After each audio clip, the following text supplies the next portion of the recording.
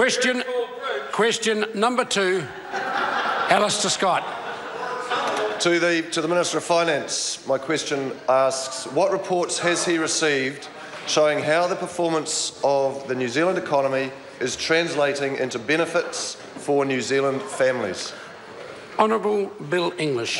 Mr Speaker, yesterday the ANZ released its Economic Outlook report for March. They indicated that momentum of last year's economic growth is likely to continue into this year, and they expect 3% growth for this year.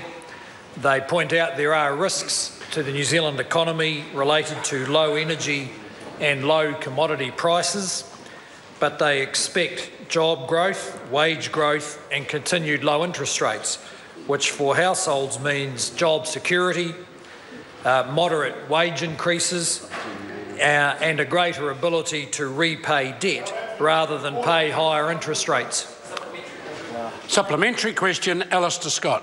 What measures come into effect today that will directly benefit New Zealand families?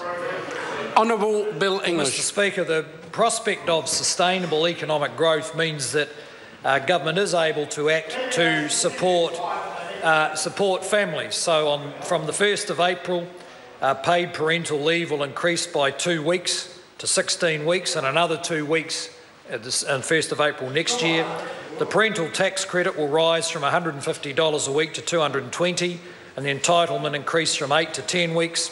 Average ACC work levies will fall to 90 cents from 95 cents. The Home Start scheme starts on the 1st of April, which will enable around 90,000 New Zealanders to be assisted to buy their first home. And New Zealand Super will increase by another 2%, meaning that it increased by 31% since April 2008, more than double the inflation rate. Supplementary question, Dr David Clark. In light of the primary question, when considering how the performance of the New Zealand economy is translating into benefits for New Zealand families, has he considered the Household Labour Force survey, which shows growing unemployment in every region of New Zealand since his government came to power? Honourable Bill English. Speaker, on planet Labour there was no global financial crisis, but in New Zealand there was. So just to remind the member, unemployment went up in 2008, 9, 10 pretty sharply, and it's been dropping fairly consistently since. It's still too high, although I might notice it is significantly lower than Australia's, whose unemployment is rising, which accounts for the fact that many New Zealanders are voting with their feet and staying home and coming home because they have a good prospect of getting a job here. Order. Supplementary question, David Seymour.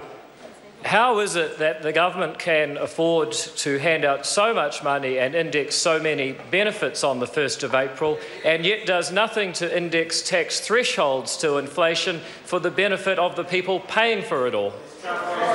Honourable Bill English. Well, Mr Speaker, that's a fair question. And as I think indicated by my colleague, the Minister for Economic Development last week, that's something that has been and that it will be discussed in the context of future options for moderate tax reductions for New Zealanders. But I might say at the moment inflation is around 0, and that is enforcing a discipline on government because we're not collecting more tax because of fiscal drag, which is very unusual, if not unique set of circumstances.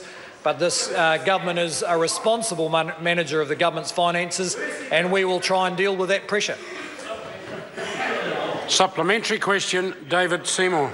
In light of the Minister's reference to a unique set of circumstances where fiscal drag is low, is this not the perfect time to make the switch and index tax brackets to inflation? Honourable Bill English. Well, Mr Speaker, no, not the perfect time, but it is the perfect time to start such a discussion. Order. Order. Supplementary question, Alastair Scott. To the Minister, how is the government able to deliver to households the benefits of sustained growth in the economy? Honourable Bill English. Well, Mr Speaker, we can deliver some benefits of sustained growth, but I must say for most households it's their workplace that is delivering those those benefits, such as more job security in a growing economy, moderate wage increases year on year, which over time will lift our average wage by $5,000 or $6,000 over the next 4 years, and of course the general economy, in which interest rates are lower than they might otherwise have been, and that gives households more opportunity to pay off debt. The government can contribute, of course, through its fiscal policy, where we believe the measures such as those that are coming in on the 1st of April, which are moderate but supportive of families, and that's some of the benefit they get from in a well-managed economy. Supplementary question, Alastair Scott. What did the ANZ report say about risks to the economy? Honourable Bill English. Well, Mr Speaker, I think they pointed out some of the risks that have been discussed in the House before. Part of that is very important around the outlook for our trading partners. So with China and Australia, both economies with some question marks as to their rates of growth. There's also question marks over the current low commodity prices, particularly in the dairy industry, and the extent to which they stay low or bounce back to what we would regard as a long-run acceptable and normal price level. Fortunately, the New Zealand economy is resilient. It's proven it can deal with headwinds, as it has done over the last 4 or 5 years, quite successfully, and we have every confidence that even if some of these risks eventuate, we'll be able to handle them. Question number 3, Andrew Little. Thank you, Mr Speaker.